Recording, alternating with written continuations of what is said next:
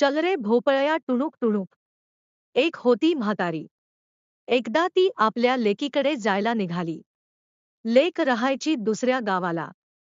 रस्त्यानं जाताना मध्येच एक मोठे जंगल होत.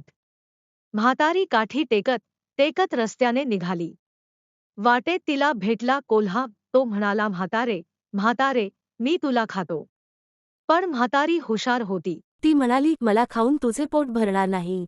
त्यापेक्षा थोडे दिवस थांब. लेकीकडे जाते, तुपरोटी खाते, लठ्ठमुठ होते, मग मला खा. कोल्ह्याला म्हातारीचे म्हणणे पटले. म्हातारी पुढे निघाली. तिला भेटला वाघ. तो म्हणाला, म्हातारे म्हातारे, मी तुला खातो. त्याने डरकाळी फोडली. म्हातारी त्याला म्हणाली, मला खाऊन तुझे पोट भरणार नाही.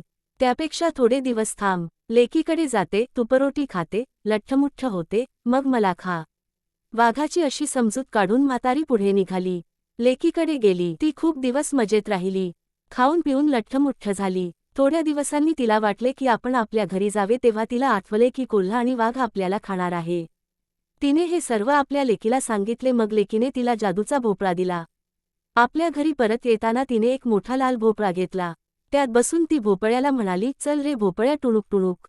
भोपळा रस्त्याने निघाला. वाटेत वाघाने भोपळा पाहिला. तो म्हणाला, म्हातारे म्हातारे थांब. आतून म्हातारी म्हणाली, कशाची म्हातारी आणि कशाची कोतारी. चल रे भोपळ्या टुणूक टुणूक.